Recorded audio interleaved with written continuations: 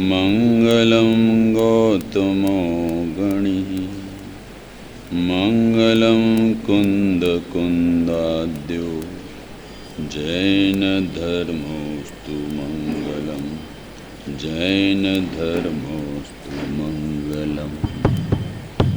Hello hello.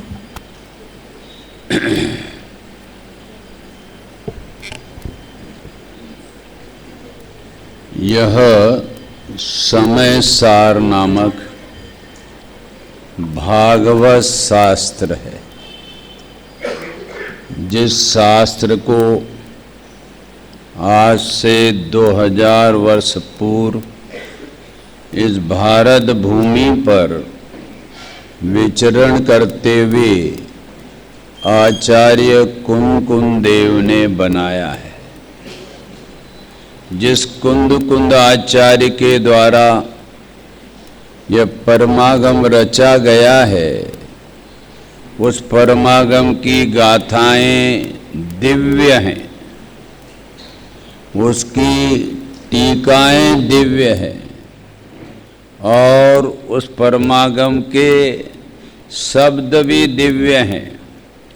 ऐसे दिव्य हैं जो हम और आप सबको संसार मार्ग से रहित करके मोक्ष मार्ग में प्रस्थान करने की प्रेरणा देते हैं। ऐसा यह समय सार जो आचार्य कुंद देव द्वारा भव्य जीवों को अनुपम भेंट में प्राप्त हुआ है, और वह अनुपम भेंट में प्राप्त होकर जिसके अध्ययन और अभ्यास से जगत के अनेक जीवों का कल्याण हुआ है, ऐसा यह समय सार परमागम है। समय सार परमागम हम भव्य जीवों को यह प्राप्त हुआ है, तो अपने जीवन में समझना चाहिए कि हमारा परम सौभाग्य था जो हमें यह समय सार परमागम इस कली काल में हम और आपको प्राप्त हो गया। यद्यपि हम विचार करें कि जिन महापुरुषों को यह परमागम प्राप्त हुआ, उनका जीवन किस प्रकार से मंगलमय होकर परिणमित होने लगा, उनमें हम एक विचार करें कि पूज्य गुरुदेव श्री को उन्हें यह परमागम मिला, प्राप्त हुआ, तो बोलो उनके हृदय से क्या शब्द का उच्चारण हुआ? यही हुआ ना कि यह तो अशरीरी होने का परमागम है, यह तो सिद्ध होने का परमागम है, यह तो अनंत दुखों से मुक्त होकर परिपूर्ण सुख प्राप्त करने का यह परमागम है। यह बात इसलिए कह रहा हूं कि हम और आपको भी अपना परम सौभाग्य समझना चाहिए। श्रीमद् राजचंद्र को यह समय सार जब दुकान पर आया, तब श्रीमद् राजचंद्र ने उस समय सार को देखकर क्या समर्पणता व्यक्त की कि उन्होंने हीरे मोती की थाल वह समय सार लाने वाले को समर्पित कर दी।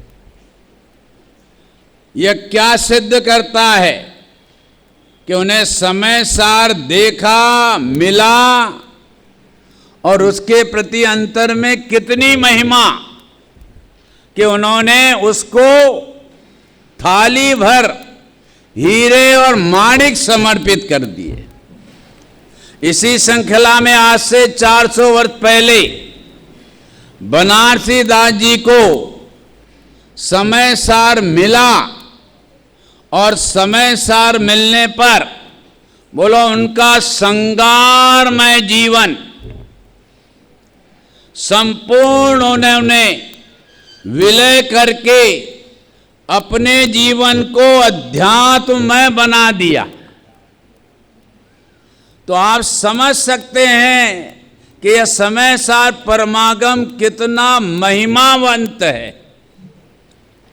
कि जिसके प्राप्त होने पर इन महान पुरुषों के आमूल चूल जीवन में परिवर्तन आकर मोक्ष मार्ग में लग गए। और उसी प्रकार से हम और आपको जो समय सार प्राप्त हुआ उसमें कौन निमित्त पड़ा?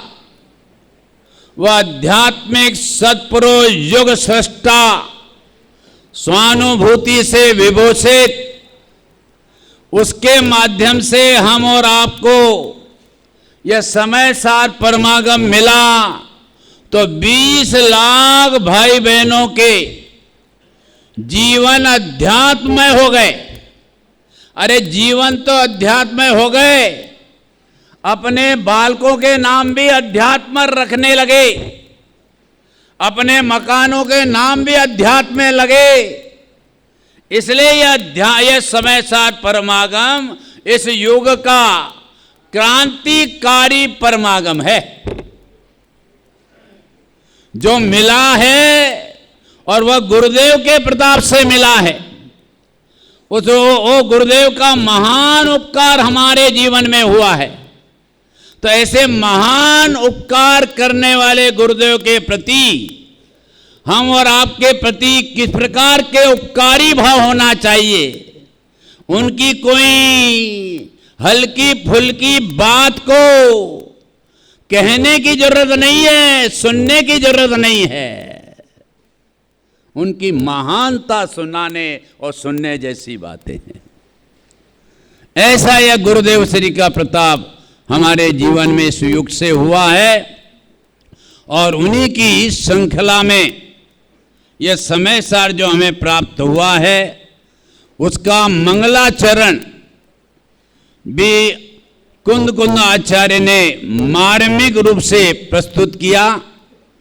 उन्होंने तो मात्र वंदे तो सर्व सिद्धे कहा। मंगलाचरण में क्या बात कही आचार्य कुंदकुंद देव ने कि मैं तो सिद्धों को नमन करता हूं, अनंत सिद्धों को नमन करता। क्यों?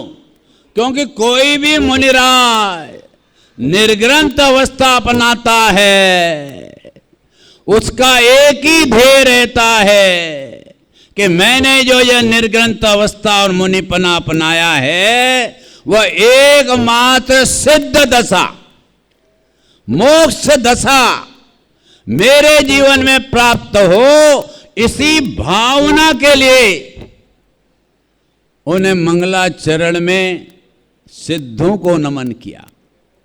हम और आप सब मोक्षार्थी कहलाते हैं। बोलो, यह मोक्षार्थी नाम हम और आपने अपना रखा है तो किस भावना से रखा है कि हम मोक्षार्थियों को तो एकमात्र मोक्ष की अभिलाषा होनी चाहिए। अन्य की, परद्रव्य की, पर्याय की, मोह राग द्वेष की यदि अभिलाषा है तो वह मोक्षार्थी नहीं, शरणार्थी समझना। सुबह से शाम तक अपने परिणामों को संभालते रहना भैया, कि हमारा परिणाम कहीं शरणार्थी की ओर तो नहीं जा रहा है, अनंत संसार की ओर तो नहीं जा रहा है, कि जिस परिणाम से हमारा अनंत संसार बढ़कर हमारे जीवन में अनंत दुख प्राप्त होवे। इसलिए सावधान परिणामों के संबंध में रखना। किंतु ये परिणामों की सावधानी, अपरिणामी तत्व को संभालोगे तो परिणामों की सावधानी स्वयं में हो जाएगी। परिणामों को संभालना नहीं पड़ेगा, संभालो, अवलोकन करो, अनुभव करो, तो हमारा जो समय सार जनराज है, जिसको कि समय सार परमागम में शुद्धात्म तत्व के संबोधन से संबोधित किया है, वह जीवन इसीलिए मिला है। और आप सब शिविरार्थी आए हैं, कुन कुन कहान ने आपको आत्मार्थियों, कुन कुन कहान ने आपको आमंत्रण दिया है, तो आपका परिणाम किस प्रकार से बनाने के लिए आमंत्रित किया है कि आपके परिणाम में आपका शुद्धात्म तत्व ऊर्ध्व रहे, परम पारणामिक भाव आत्म तत्व आपका शिरोधार्य रहे। जिनके शिरोधार्य पर अपना भगवान आत्मा वर्तेगा, उसके परिणति में मिथ्यात्व जैसे पाप वह परिणमित नहीं होने वाले। हमारे सिर पर सदा यह समय सा जनराज रखो, गुरुराज रखो, उनकी बताई हुई बात रखो, तो जीवन की फिर अलौकिकता देखो, जीवन की फिर सुंदरता और पवित्रता देखो। हमने अपने जीवन पर पर्याय और संयोगों को विराजमान कर रखा है, इसलिए हमारी परिणति में ये चार गति की दुर्दशाएं होती रहती हैं। ये भव मिला है, ये चार गति में दुर्दशा करने के लिए नहीं मिला है। यह भव मिला है, भव का अभाव करने के लिए मिला है। इसलिए एक भव हम और आप सब अपने परम कल्याण के लिए लगा दो। यह सौदा महंगा नहीं पड़ेगा, शादी अनंत काल तक सस्ता बना रहेगा। यह बात हमारे समय सार परमागम में आचार्य कुन कुन देव ने जो मंगलाचरण में जो बात कही है, क्या बात कही कि वंदे तो सर्व सिद्ध, मैं सिद्धों को नमन करता हूं, क्योंकि पंच परमेष्टि में उत्कृष्ट और सर्वोत्कृष्ट पद कोई है तो वह परम परमात्मा सिद्ध पद, उसकी उन्होंने भावना भाई। किंतु अमृतचंद्र आचार्य जो उसके टीकाकार थे, उन्होंने वंदे तू में से मात्र नमन नहीं निकाला। मात्र सिद्धों को नमन करने से कार्य सफल नहीं होगा, तो फिर किस कारण से कार्य सफल होगा? तो उन्होंने वंदे तू में से महान अर्थ निकाला। क्या निकाला? यह निकाला कि मैं अपने में सिद्धों की स्थापना करता हूं। हे श्रोताओं, तुम अपने में भी सिद्धों की स्थापना करो। देखो, प्रारंभ से ही आचार्य हमें परियार सहयोग का और मोहादि का लक्ष्य छुड़ाकर हमें जो इन सहयोग परियार मोह राग द्वेष से रहित जो परम तत्व है, महान तत्व है, सर्वोपरि तत्व है, सर्वोत्कृष्ट तत्व है, जो ये देह देवल में भगवान आत्मा के नाम से संबोधित है। तो अमृतचंद्र आचार्य ने क्या अमृत बरसाया? गुरुदेव बोलते रहते थे, ओहो अमृतचंद्र आचार्य पंचम कालम अमृत वर्षा कर अमृत पीने की भावना जगत के जीवों को प्रति रख रहे हैं। स्वयं अमृत बरसा रहे हैं और अमृत पीने के लिए। और वह अमृत कैसे पिया जावे? कि जो अमृत स्वरूप भगवान आत्मा जो सिद्ध समान है, उसकी अंतर में स्थापना करो। तो पंडित जी उस स्थापना से होगा क्या कि अंतर में, पर्याय पर्याय में, पद पद में पर्याय, संयोग और मोह राग द्वेष की स्थापना कर रखी है, उसकी उत्थापना हो जाएगी। और हम और आप क्या चाहते हैं भाई साहब? हमारे जीवन में हम और आप सब पवित्रता चाहते हैं, और वह पवित्रता पवित्र स्वरूप सिद्ध समान शुद्धात्मा की नहीं करेंगे तो ये परिणति में पवित्रता किस प्रकार से परिणमित होगी? होने ही वाली नहीं है। ऐसी सुंदर बात प्रारंभ में मंगलाचरण में हम और आपको कुंद कुंद आचार्य ने प्रस्तुत की, और उन्होंने भी अमृतचंद्र आचार्य ने प्रस्तुत की कि आप सब यहां आए हैं, बोलो किसकी स्थापना लेकर जाएंगे? पंडित जतीश चंद हूं, यह स्थापना लेकर जाएंगे। गोरा नारा हूं, यह स्थापना लेकर जाएंगे कि मैं सेठ हूं। यह स्थापना लेकर जाएंगे कि मैं मनुष्य हूं, मैं बालक हूं। बोले ये स्थापना लेकर जाएंगे क्या? अरे ये स्थापना लेकर जाएंगे क्या? ये स्थापना लेकर जाएंगे तो भविष्य अच्छा मत समझना। क्यों कि हम और आप में जो ये स्थापना की है ना ज्ञानियों ने, क्योंकि कि हम सबको वह सिद्ध दशा जैसे देखना चाहते हैं। गुरुदेव श्री भी अपने प्रवचन में इस शब्द का प्रयोग करते हैं, भावी सिद्ध बैठे हैं, जो भविष्य में सिद्ध होने वाला है। मैं तो सिद्ध होऊंगा, किंतु ये श्रोता भी क्या होंगे? सिद्ध होंगे। देखो ज्ञानियों को देखने की दृष्टि, स्वयं को सिद्ध रूप देखते हैं।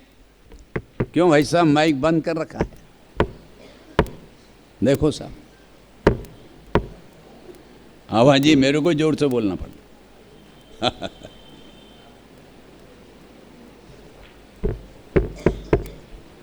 वहां आवाज नहीं गई, अब आई है आवाज। बोलो। उसके पहले मैं जोर से बोल रहा था कि नहीं रचा?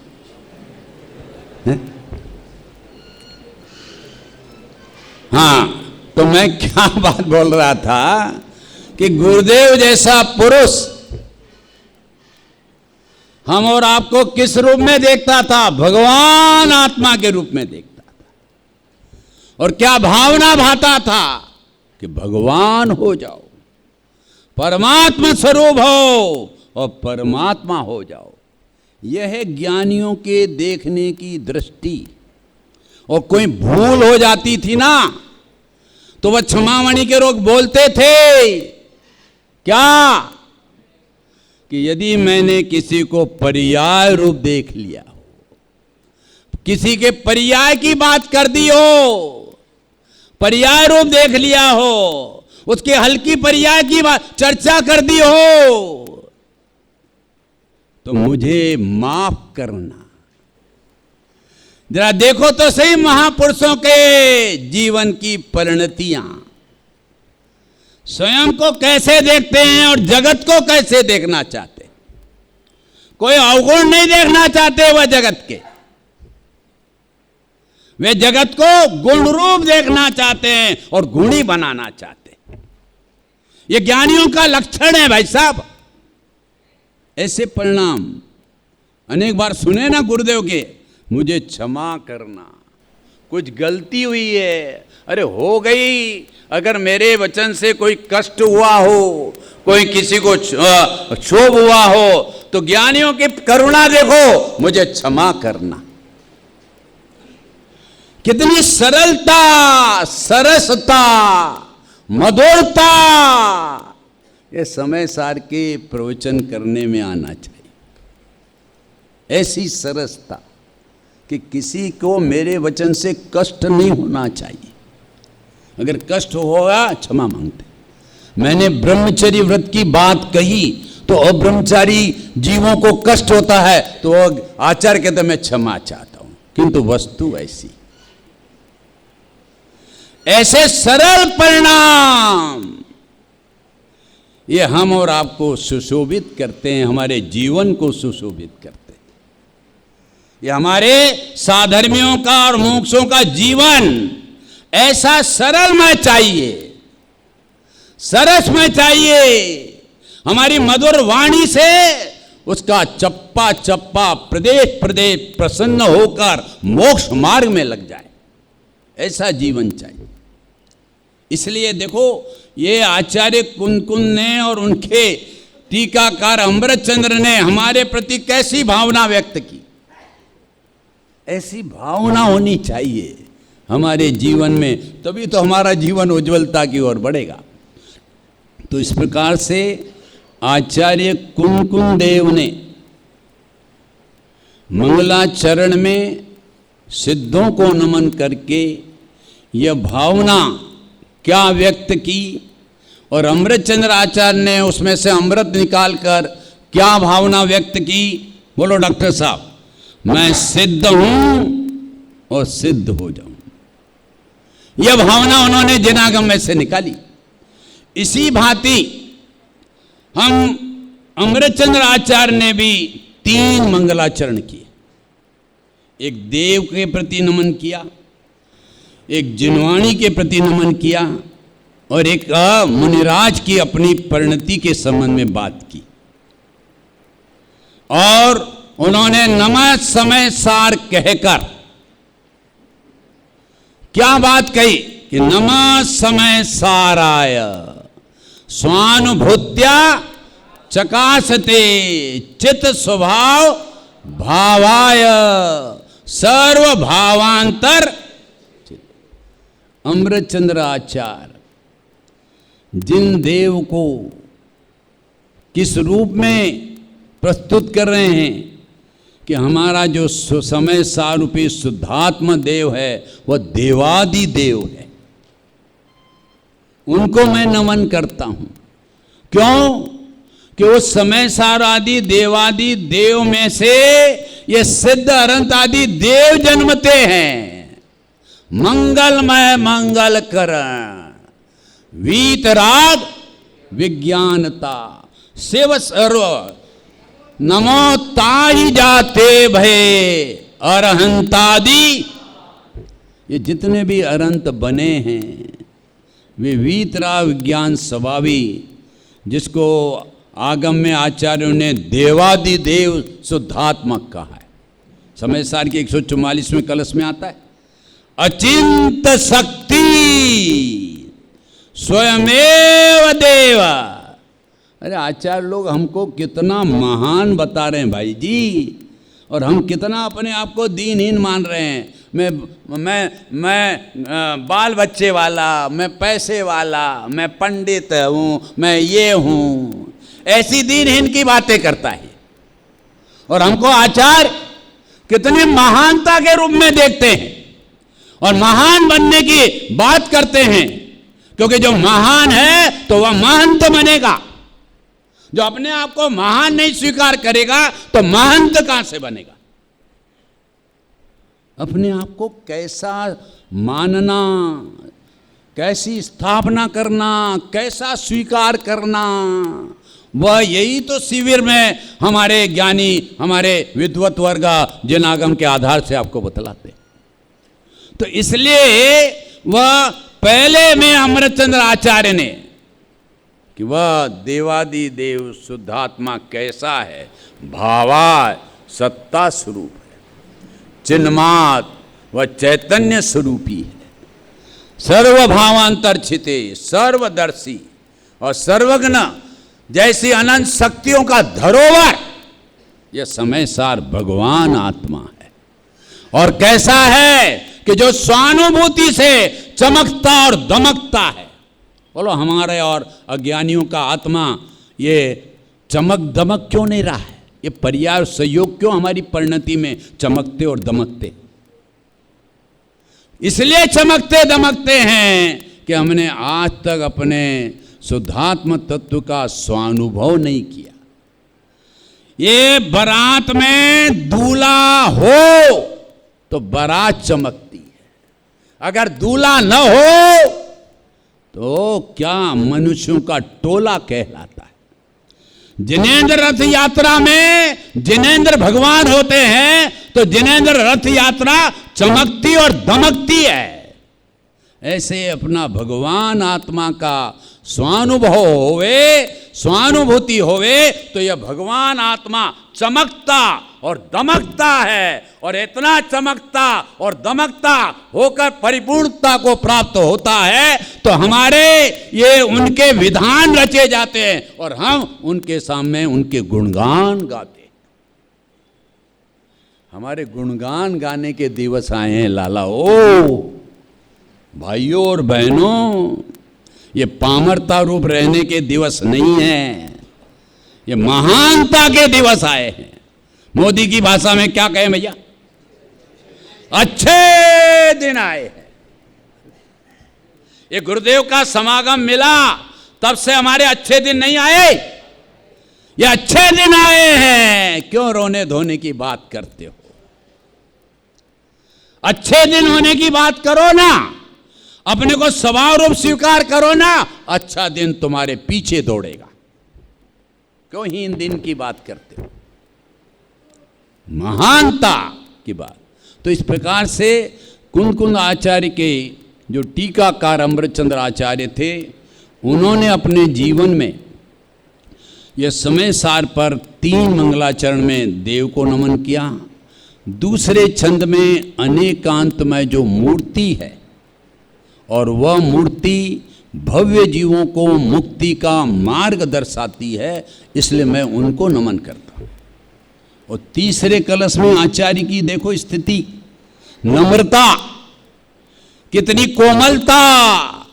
पहले तो अपने को स्वीकार करा दिया कि मैं शुद्ध चिन्मात्र ज्योति हूं। मैं कैसा हूं? ऐसा तो हूं किंतु स्वानुभूति पूर्वक हूं। और उस स्वानुभूति में उनके 3 कषाय का अभाव होकर मात्र संजलन का कषाय रहा है। क्या कहते हैं वो कि मैं तो शुद्ध चिन्मात्र ज्योति हूं किंतु परिणति में कुछ मलिनता है। ये मोह उदय के कारण निमित्त का ज्ञान कराया, अपने उपादान की अशुद्धता का ज्ञान कराया, और कराकर फिर उन्होंने क्या मार्मिक बात कही कि मैं जो समय सार की व्याख्या लिख रहा हूं, टीका लिख रहा हूं, किस लिए लिख रहा हूं?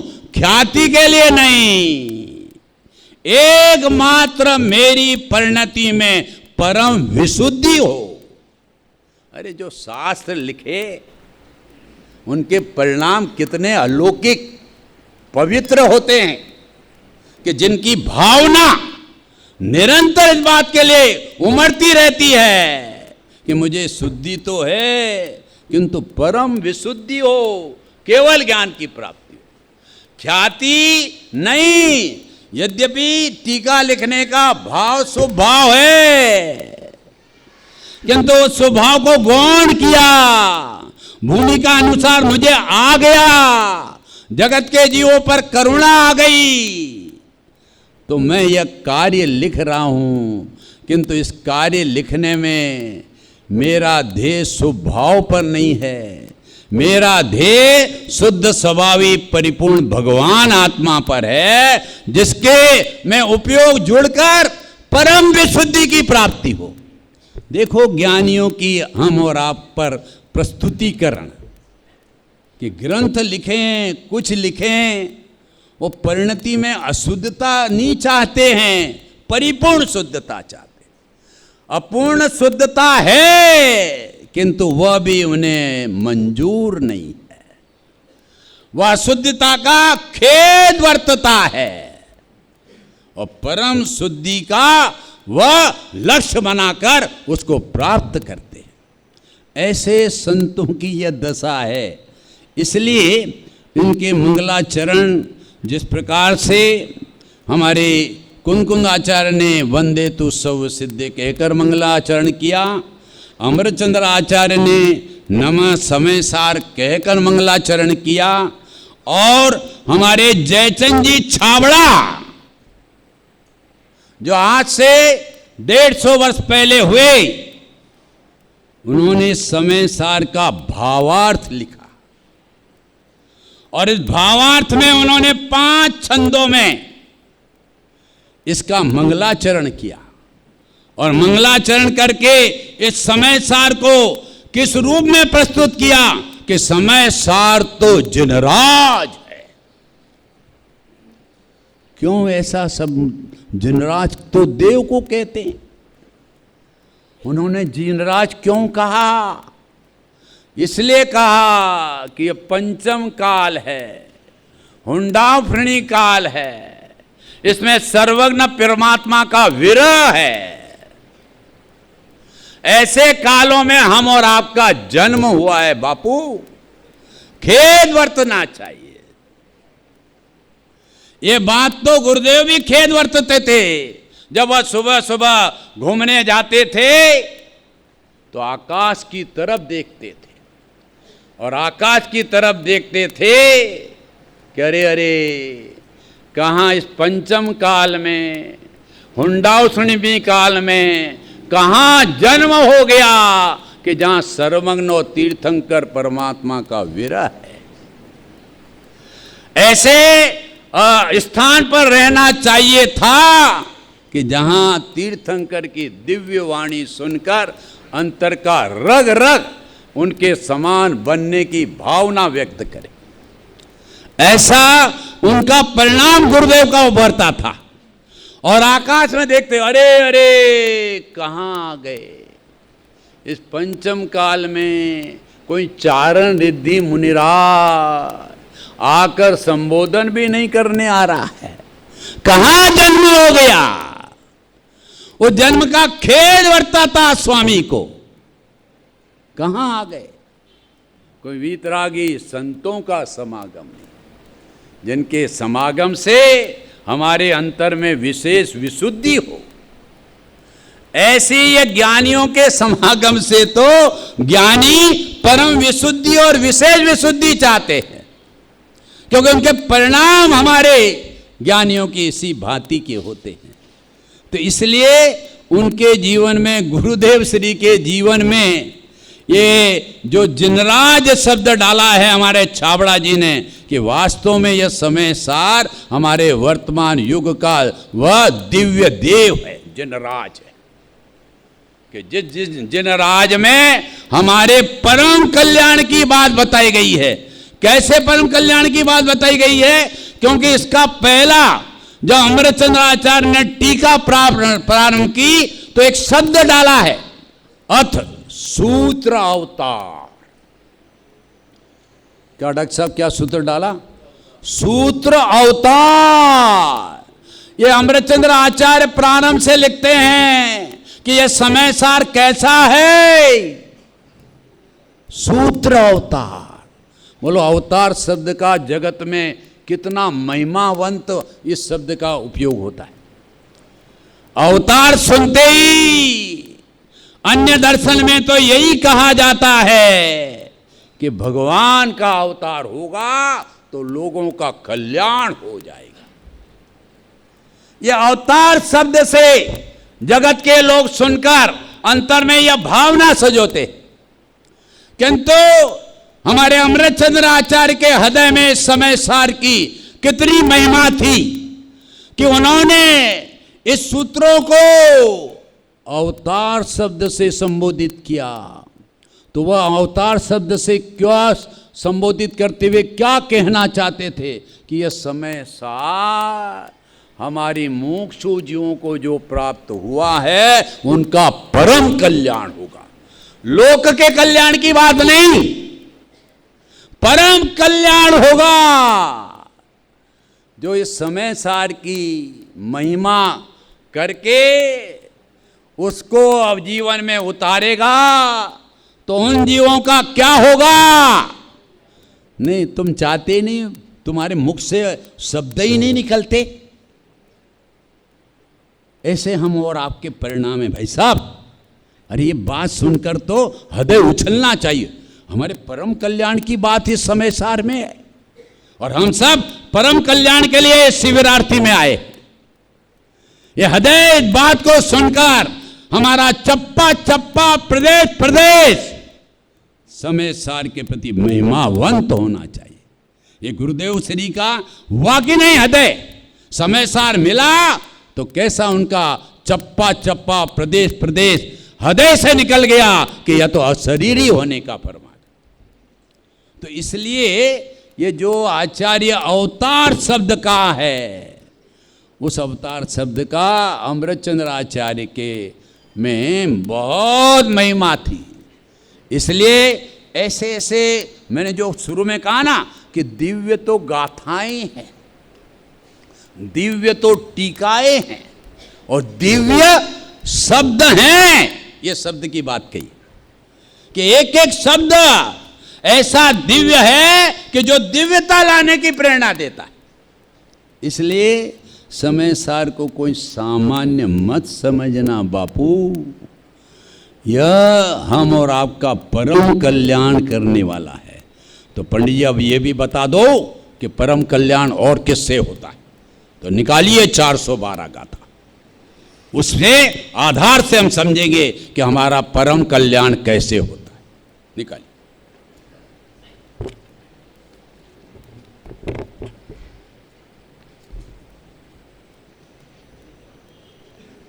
क्या ये घड़ी आगे क्या बस? 2-3 मिनट लेता हूं क्योंकि वो घड़ी 5 मिनट पीछे, ये घड़ी 5 मिनट आगे। हमारी कैसे विद्यार्थीगण ये सब देखना चाहिए ना, यहाँ क्या कमी है। हम परिणतियों की तो कमी देखना चाहते हैं, किंतु हमारे ये सहयोगों की ये कमियां हैं, ये क्यों नहीं देखते? लाइट नहीं है तो लाइट लगाएं, क्योंकि भगवान की दिव्य ध्वनि प्रकाश में होती, वो देखें, ऐसा देखें। इस प्रकार से हम और आप सादर में देव साध गुरु का कोई भी फीकापन नहीं होना चाहिए, नहीं तो ये माफ नहीं करेगा देव साध गुरु।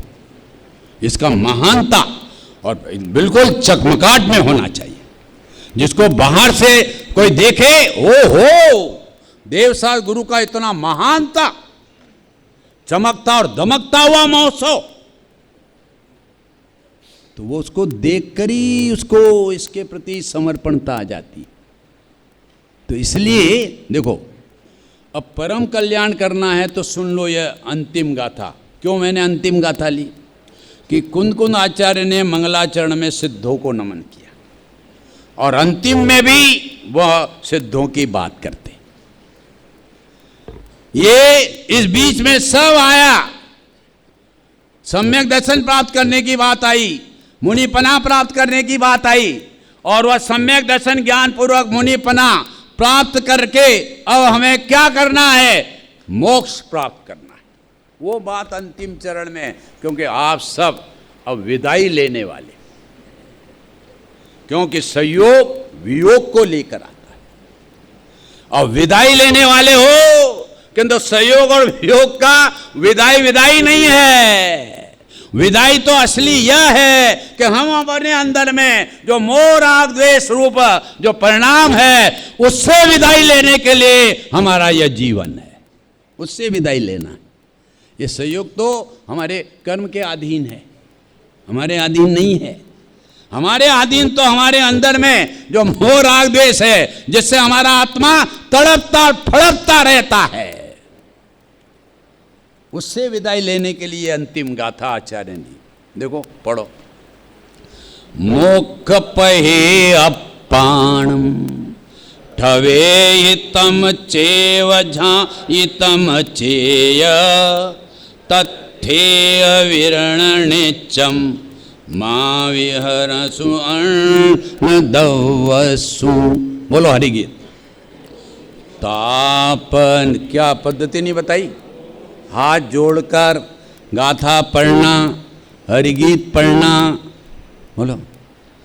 तू स्थापन निज को मोक्ष पथ में ध्यान अनुभव तू से उसमें ही नित्य विहार कर, न विहार कर पर द्रव्य। आचार्य ने अंतिम संदेश, और इस संदेश के बाद कहा कि यह संदेश तू समझ जाए, अंतर में समा जाए तो शाबाश, नहीं समझे तो तेरा भगवान भरोसे। यह अंतिम संदेश आचार्य कुंदकुंद देव ने दिया। यह अंतिम संदेश समझो, समा जाओ। ये बात 415 गाथा में कुंदकुंद आचार्य ने भी दी है कि समय सार लिखने का आयोजन का प्रयोजन यही है कि जो समय सार स्वरूप भगवान आत्मा है, उसके तत्व को, अर्थ को, द्रव्य को, गुण को समझकर अंतर में समा जाना ही इस समय सार का प्रयोजन है। ये बात कही। अब ये बात में जो बात कही ना कि हम और आपको किस में स्थापित होना चाहिए, कि अभी तो हम पंडित जी घर जाएंगे तो बांसवाड़ा में स्थापित हो जाएंगे। जो जो अपने घर जाओगे, दुकान पर जाओगे, बोले वो स्थापित करने की चीजें नहीं है। भले वो दुकान पर रहो, अपने परिवार के बीच में रहो, किंतु जल कमलवत रहो कि मैं तो इनसे पृथक तत्व हूँ, निराला तत्व हूँ और ज्ञान और आनंद स्वभावी हूँ। ऐसे अंदर में समय समय अपने स्वभाव को स्थापित करो तो तुम किस में स्थापित हो जाओगे? बोले मोक्ष में स्थापित हो जाओ। बोले इससे और बढ़िया कोई मार्ग हो, किसी को आता हो तो मुझे बता देना, तो मैं उसका उपदेश दूंगा। हमें तो ये आचार्य का यह उपदेश समझ में आया है कि यदि तुझे मोक्षार्थी नाम को सार्थक करना है तो इस प्रकार से मोक्ष में अपने आप को स्थापित कर। यह बात पंडित दौलत राम जी ने भी अपनी 6 डाला के दूसरी ढाल के अंत में यह बात बताई है। माता बहनों को याद, अरे हमारी पुरानी माता बहनें तो ऐसी थी कि जिन्होंने घंटी दल दल कर 6 डाला कंठस्थ की थी, आलोचना पाठ ये सब कंठस्थ किए थे, किंतु और वह कंठ में उतारती जाती थी। किंतु वर्तमान माता बहनों का पुण्य का उदय आ गया, ऑटोमेटिक चक्कियां आ गई, तो उससे क्या हुआ कि कंठ की अंटी निकल गई, कंठ में आई नहीं। ऐसा पुण्य उदय आया क्या? अरे नहीं बापू, ये रसातल वाला उपयोग है, ये मार्ग है। इसलिए उसमें भी एक बात कह दी, वो खत्म करता हूं। ते सब मिथ्या चारित्र त्याग, अब आत्म के पंथला। ये दौलत राम जी ने यहां से निकाला 412 गाथा में से कि अब अपने आप को किसमें स्थापित कर? आत्म के हित पंथला, वहां मोक्ष पंथ का। और यहां दौलत राम जी ने आत्म पंथ का, आत्म पंथ को कि मोक्ष पंथ को कि मोक्ष मार्ग पंथ को, क्योंकि वह आत्मा के आश्रय से ही होता है, अन्य के आश्रय से नहीं होता है। इसलिए मैंने दौलत राम जी से कहा, पंडित जी तुम हमारे पीछे क्यों लगे, क्यों कर रहे? बालक कहने लगे, पंडित जी हमारे पीछे क्यों लगे, हमारे को तो खेलने कूदने के दिन है। युवा कहने लगे कि हमारे तो युवतियों में रमने के दिन है। वृद्ध कहने लगे, पंडित जी आप क्या कहते हैं, सुनाई नहीं देता। समझे? अरे बापू, तुमको इसलिए कहते हैं कि तुम हमारे समक्ष हो, क्योंकि यह आत्मा के पंथ में लगने पर नारकियों ने काम कर लिया, असंख्यात ने। आत्मा के पंथ में लगकर स्वयंभू रमण समुद्र में अनेक मच्छों ने काम कर लिया। यह आत्मा के पंथ में लगकर हमारे असंख्यात देवों ने काम कर लिया। इसलिए हे मनुष्यों, अब तुम्हारी बारी आई है। तुमने ऐसा कौन सा मोरपी धतूरा पी रखा है कि जिससे तुम्हें मोक्ष में पंथ में लगने की भावना क्यों नहीं होती? ये गुरुदेव जैसा महापुरुष उत्पन्न हुआ, जिसने हमको मोक्ष में लगने के लिए फिर से उल्सित किया, प्रेरित किया। तो आज अनेक भाई बहन इस अध्यात्म के वातावरण में रहकर मोक्ष मार्ग में लग रहे हैं। जय जय।